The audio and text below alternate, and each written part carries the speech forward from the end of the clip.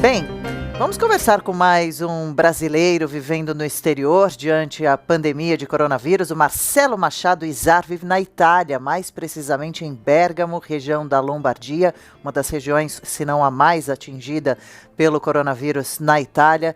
Marcelo, boa noite para você já aí, aqui no Brasil, 12h41, aí já mais fim de tarde, noitinha. Bem-vindo, obrigada pelo seu tempo conosco. Boa tarde, muito obrigado. É um prazer para mim participar e falar alguma coisa sobre o que eu estou vivendo aqui. É muito importante, meu coração está em parte no Brasil, não? Sim, o prazer é todo nosso, muito obrigada de novo, e a gente tem aprendido muito com os brasileiros que moram em outros países conversando conosco. Como está, em qual ponto, Marcelo, está a pandemia, em que grau você diria da curva, de subida na curva até chegar ao pico, nesse momento, a situação aí na Itália ou especificamente na região onde você mora? Bom, isso são informações que todos os dias na televisão eles estão passando, eles estão informando. E eles dizem que talvez tenhamos chegado no pico. Isso eles não podem afirmar ainda. Fecharam tudo por mais uma semana, então no dia 15, depois da Páscoa, no dia 15 de abril, eles dizem que talvez tenha algumas restrições que vão ser menos rígidas. Talvez afrouxadas, que bom, né? Como está a sua quarentena? Você está há quantos dias em casa cumprindo esse período de isolamento e como que tem sido o dia a dia, suas maiores dificuldades? Bom, eu queria só dizer que eu tenho uma certeza quase que não, dia 15 de abril as coisas não vão voltar ao normal, porque a situação parece que é muito mais complicada do que eles estão falando. Não? Há 5 semanas atrás, a gente estava vivendo uma situação parecida com o Brasil agora, que não se sabia muito bem quais as precauções que devíamos tomar. Então, todos estávamos prontos para voltar ao trabalho depois de uma semana. Então, a minha atividade foi a primeira atividade que fechou. Eu tenho uma academia. Então, fechou junto com as escolas. Fecharam só as escolas e as atividades de recreação, de lazer, de esporte, não agonístico, não esporte recreativo. E todo o resto ficou aberto. Quer dizer que as pessoas, ao invés de ir à escola, os estudantes iam aos bares, iam ao parque. Então, eles continuavam transmitindo uns aos outros. Se nós, 5 semanas atrás, tivéssemos tomado as providências que agora estamos tomando, eu tenho certeza, e não sou eu que digo isso, não chegaríamos ao ponto onde chegamos agora. Esse é um dos alertas principais e mais importantes que vocês vêm trazendo para nós, brasileiros, que estamos ainda na nossa segunda semana de quarentena mais oficial. Marcelo, conosco aqui também no nosso especial Plantão Jovem Pan, Vitor Brown com uma pergunta para você. Marcelo, e em relação à parte política, você falava que houve até um reconhecimento de que a quarentena demorou para ser adotada, o isolamento deveria ter sido adotado antes do que foi. E hoje, no momento, existe algum tipo de disputa política? Existem grupos que são contra a quarentena, mesmo diante da situação que vive a Itália, ou não? Há um discurso já unificado nesse sentido? Nesse sentido, objetivamente, agora a Itália está pensando de um jeito só. Então, é claro que todos querem, a política tá junto. É claro que tem sempre a oposição que tem alguma coisa a dizer. Não? Então, tem sempre uma discussão política, mas todos têm certeza que o caminho que nós tomamos e que devemos continuar, não podemos abandoná-lo agora, porque abandoná-lo quer dizer que pode recomeçar tudo de novo, porque agora nós está calando, está abaixando, hospitais foram construídos, novos leitos foram construídos, novos respiradores chegaram de vários lugares do mundo, inclusive da América, da China. Quer dizer, agora está abaixando, não tem mais pessoas adoecendo, tem muita gente que vai ficar doente ainda, mas não, o hospital vai conseguir atender essas pessoas. Justamente isso também eu queria esclarecer sobre o sistema de saúde aí na Itália. A gente viu médicos, hospitais passando muita dificuldade para atender o grande número de pessoas doentes ao mesmo tempo. E imagino que estejam ainda, é claro, em estado de alerta. Mas como estão agora esses hospitais, por exemplo, que foram construídos às pressas, os hospitais de campanha, eles estão todos ocupados, o sistema de saúde parece estar mais organizado para receber esses pacientes, os equipamentos estão todos suficientes, parece que para os médicos, máscaras, luvas, equipamentos de proteção? O que eu posso dizer a vocês é aquilo que eu ouço da televisão. Sim. Então, é aquilo que eu ouço das informações que são dadas a nós. Eu repito uma coisa, como informaram a gente no começo, não parecia que íamos chegar onde chegamos agora. Então, agora nós temos, eu entendi, todos parece que entenderam como se manifesta essa doença. Todos entendemos como a transmissão é muito forte, é gigantesca. Tão pequeno é esse vírus, tão pequenininho ele é e tão gigante é a sua transmissão. Por exemplo, a minha mulher está em quarentena, ela está isolada no quarto. Eu estou em quarentena, mas ela está isolada porque ela está 15 dias já com sintomas do corona. Certo. Mas a febre dela é uma febrinha, 37, 37,5. Ela tem uma tosse seca, ela sente dores no corpo, dia sim, dia não. Então, assim, o que é muito característico é que ela não sente o sabor e não sente o cheiro das coisas. Isso é muito característico como um sintoma. Verdade. Então, ela tem que ficar isolada. Então, ela fica no quarto, ela não sai do quarto. Quando sai do quarto, bota a máscara, a luva, tem o álcool. Qualquer coisa que ela toca, a gente está limpando. E eu estou cuidando dela. E não só, porque tem muitas pessoas que eu conheço aqui que estão na mesma situação ou em situações mais graves. Eu tenho uma professora que ensina aqui dança. Ela tá em casa já há 25 dias e como não tinha, agora não sei se tem lugar no hospital, trouxeram uma bomba de oxigênio com uma máscara para ela usar o oxigênio na casa dela.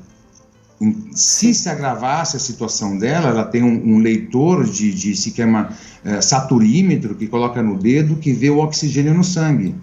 Se a situação dela se agravasse, ela deveria ir ao hospital e colocar aqueles capacetes de oxigênio, não? Sim. E ela mora sozinha, ela não tem outra pessoa. Então, aqui a situação, as pessoas tiveram que se organizar nos condomínios, entre os amigos. Então a gente está ligando, todo mundo está atento ao outro. Essa é uma epidemia onde nós devemos pensar a nós, mas pensar aos outros também. Todo o amor que temos pelas pessoas, pela humanidade, esse é o momento de demonstrar. Nós temos que ajudar se podemos ajudar. É um momento de tristeza, mas também de muita solidariedade, hein, Brown? É necessário. Brown é necessário, e Marcelo. Senão, tem muita gente sozinha em casa, tem muitas pessoas que não podem, as pessoas mais velhas, tem associações aqui que vão fazer compras e levam na casa deles. Não? Então, assim, se as pessoas não se ajudam, a gente espera o governo diz uma coisa e semana que vem diz outra. Não semana que vem, um dia depois do outro, tiveram diversos decretos aqui. Cada dia tinha um decreto diferente, tinha mais restrições. Aí, anteontem, falaram que, então, vamos deixar os pais passearem com as crianças. Isso vai poder, porque nem sair na rua nós podemos, só para ir fazer compra. Não podemos correr ou passear na rua, fazer uma caminhada, não podemos. Só perto de casa, assim, fora, na rua, na frente de casa, pode. Mas se começar a caminhar, a polícia pergunta onde você está indo. Se você não tem o lugar certo, tem uma multa, são 2.000 euros. Não? Então, assim, agora todo mundo entendeu a gravidade, porque todo mundo tem um óbito ou na família, ou de um amigo de um amigo. Marcelo, Em relação ao abastecimento, desculpa te interromper, queria que você falasse um pouquinho para a gente sobre o fornecimento de alimentos e de remédios. Como você disse, vocês só saem para fazer compras, e aí imagino que seja tanto a ida ao supermercado quanto a farmácias, caso seja necessário comprar remédio. Claro. Isso vocês encontram, alimentos e medicamentos? Sim, é abastecido, como máscara, por exemplo, eu não encontrei a máscara eu não comprei na farmácia porque não tinha. Agora não sei se tem, porque eu consegui máscara através de uma pessoa que é de família, que conseguiu ter máscaras e forneceu a nós. Não? Então, assim, eu fui comprar o saturímetro também, que é para ler o oxigênio do sangue, e não tinha. Aí o tio da minha mulher trouxe da cidade dele, que são 200 quilômetros daqui, ele conseguiu uma permissão com a polícia 15 dias atrás para poder trazer esse leitor do oxigênio para me emprestar. Então, assim... Agora, Marcelo... Eu não sei como é que é agora, assim, o álcool... Tem muita gente especulando. Isso, com certeza, aqui na Itália também. Sim, aqui no Brasil está super difícil, se não impossível mesmo. Não se encontra nem álcool gel, nem máscara, nem luvas em drogarias, farmácias, aqui era igual. lojas 5 físicas. semanas atrás era igual. Pois Agora está encontrando. Mas, que bom. Sim. Agora, a grande discussão aqui no Brasil, Marcelo, é a briga entre as autoridades com a preocupação com relação à saúde e com relação à economia. Você contou pra gente que tem uma academia de ginástica. Imagino que você tivesse alguns alunos, dependesse das matrículas, das mensalidades, pagavam os professores, ou seja, a vida da profissional mudou também totalmente, deve ser uma preocupação muito grande aí. Mas como que é levado aí esse assunto? Saúde versus a situação da economia, que dizem aqui que pode ser irreversível ao ponto que o Brasil pode chegar. É sempre uma briga, não? É sempre uma briga. E aqui, essa não é uma opinião minha, mas o que aconteceu foi que quando o hospital de Alzano Lombardo, que é 7 quilômetros de Bergamo, porque aqui é um epicentro, começou na cidade de Codogno, não? Que é perto de Pavia. Depois começou aqui um foco muito forte e começou no hospital de Alzano Lombardo. Ao invés de fechar aquela cidade que é pequena e fazer como fizeram em Codogno, porque Codogno, quando começou e morreu muita gente em Codogno também. Todas as famílias ficaram doentes, é uma cidade pequena, não é São Paulo, não é uma megalópole. Então, vão ter, não sei quantos, 10, 15 mil pessoas, estou chutando. E todo mundo ficou em casa, tinha um exército nas ruas principais, para chegar na cidade, que fechavam as ruas e não deixavam. Perguntavam, você vai fazer o que lá em Codogno? Porque a cidade está em quarentena. Sim. A Alzano Lombardo é pequena igual. Por que não fecharam? Porque naquela região tem muitas indústrias, não? E tem muito comércio. É uma região, Lombardia, essa parte da Lombardia tem um movimento financeiro gigantesco. Então ficaram, fecha, não fecha, fecha, não fecha, fecha, não fecha, não fecharam.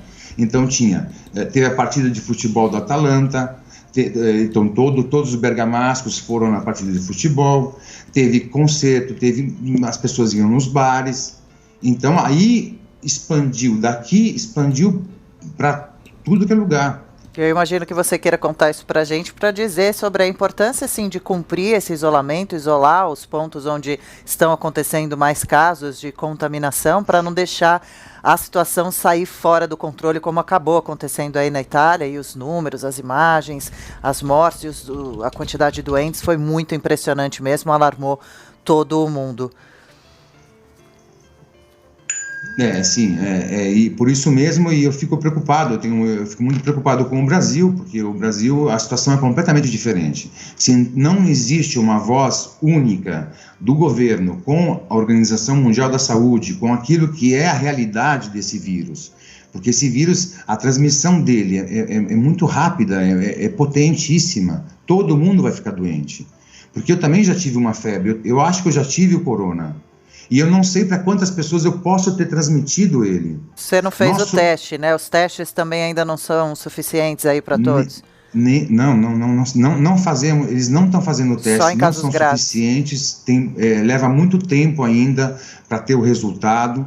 Então, os testes estão feitos só dentro do hospital, ou então as pessoas que têm complicações mais graves. A minha mulher, por exemplo, eles eu liguei para perguntar se tinha que fazer o teste, eles não estão fazendo o teste para as pessoas que apresentam os primeiros sintomas, que podem durar até 10, 15 dias. Sim, e aqui no Brasil a recomendação é que a pessoa fique em casa, a não ser que comece a ter os sintomas mais agravados, ou principalmente a falta de ar, aí sim, então procurar um hospital. Bom, Marcelo, muito obrigada por conversar com a gente, por trazer essa visão tão educativa para nós aqui do Brasil também. Boa sorte nos próximos dias para você, para sua esposa e, claro, para todos aí na Itália, na sua região também. E a gente fica em contato para, quem sabe, bater um papo numa próxima, falando de assuntos mais leves e sobre recuperação. Muito bem, muito obrigado a vocês que me dão essa possibilidade de comunicar, e talvez eu tenha conseguido atingir algumas pessoas e conscientizar, sobretudo na parte de ajudar uns aos outros, sobretudo na parte de se preservar, de que nós somos potenciais homicidas nesse momento. Então a gente tem que cuidar do outro, temos que cuidar de nós mesmos, e temos que ter atenção, porque não vai acabar tão cedo. A vacina não vai sair assim tão cedo, a gente sabe disso. Então a gente tem que se preparar para um tempo futuro. Não? E quem acha que tem que trabalhar, vai trabalhar para si mesmo, claro, porque às vezes tem que comer. Não às vezes, não tem dinheiro para comprar comida, e esse é um problema. É um problema muito grande. Se o governo não está ajudando, a comunidade tem que se ajudar. É esse o exemplo. Obrigada, viu, Marcelo? Com certeza ajudou muita gente, sim. Boa sexta-feira, viu? Um grande abraço. Muito obrigado. Meio-dia.